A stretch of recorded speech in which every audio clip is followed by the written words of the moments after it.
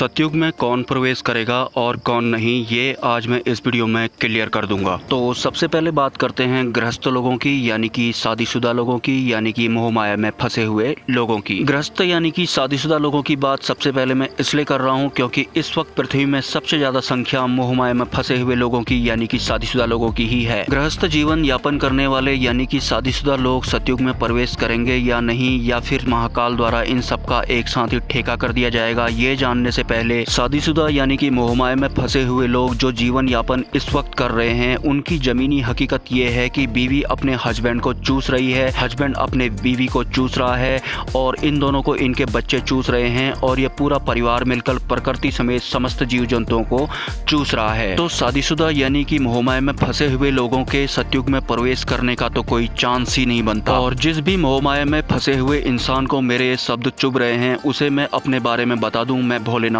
का staff member हूं, भोलेनाथ के स्टाफ से हूं, जो बोलूंगा सच बोलूंगा और असलियत में सच कड़वा नहीं, बहुत ही ज्यादा मीठा होता है। आपने गलत जिंदगी जी है इसलिए आपको सच कड़वा लग रहा है। और जो मोहमाया में फंसे हुए यानी कि शादीशुदा लोग इस वक्त कंफर्ट जोन में है, मतलब किसी का हस्बैंड सरकारी नौकरी में है या फिर किसी की वाइफ सरकारी नौकरी में है या फिर उनका अच्छा खासा बिजनेस चल रहा है और बड़े आराम से वो मेरा ये वीडियो भी देख रहे हैं और उनके पास मेकअप करने का भी बहुत सारा समय बचा हुआ है, या फिर इन लोगों की अपने बारे में पर्सनल फीलिंग ये है कि मैं तो बहुत ही अच्छी हूँ या अच्छा हूँ क्योंकि मेरा सब कुछ बड़ा अच्छे से चल रहा है, अभी मेरी सुकून भरी लाइफ चल रही है और मैंने वैसे भी किसी का कुछ खास बिगाड़ा नहीं था। तो इस तरह के अच्छे वाले शादीशुदा लोग या फिर मोहमाया में फंसे हुए लोगों की भगवान किस तरह से सूक्ष्म रूप से परीक्षा लेंगे, ये मैं अब आपको आगे बताने जा रहा हूँ। आपके हस्बैंड सरकारी नौकर हैं या फिर आप खुद एक सरकारी नौकर हैं या फिर आपका अच्छा खासा बिजनेस चल रहा है। कल्पना कीजिए अगर इस वक्त आपके हस्बैंड की सरकारी नौकरी चली जाए या फिर आपका जो बिजनेस चल रहा है वो ठप हो जाए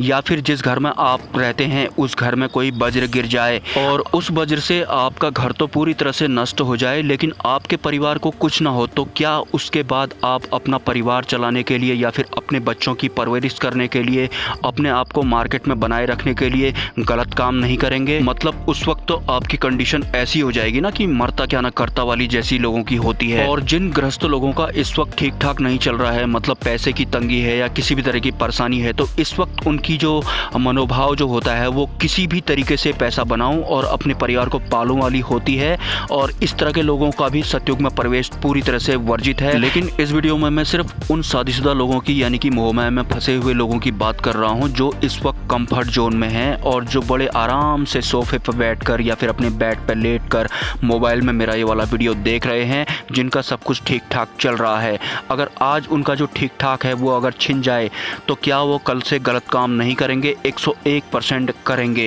एक बार सोचना जरूर कि अगर आपके पास जो भी संपत्ति है या जो भी काम पर आप टिके हुए हैं या फिर जो भी आपका टोटल मिलाकर के घर गृहस्थी चलाने वाला जो भी जरिया है वो अगर अभी के अभी छिन जाए तो उसके बाद आपका मनोभाव कैसा रहेगा? आप चाहे झूठ बोल ले लेकिन जो भगवान होते हैं उनको सब पता होता है और वो सूक्ष्म रूप से पहले ही आपके बारे में जानते हैं कि अगर इस इंसान की ऐसी कंडीशन होगी तो उसके दूसरे दिन से ये किस तरह के काम करना शुरू करेगा। और विश्व के 8 अरब में से गिनती के कुछ शादीशुदा लोग होंगे जो सतयुग में प्रवेश करेंगे और ज़्यादातर तो वही वाले होंगे, मतलब जैसे ही इनका आज सब कुछ छिन जाए तो कल से ही ये 2 नंबरी काम करना शुरू कर दें, भले ही उससे प्रकृति को नुकसान हो जाए, भले ही उससे सृष्टि का जो पूरा चक्र है वो ही खराब हो जाए और वही होता आया है। Do not forget to like share and subscribe and check my other video.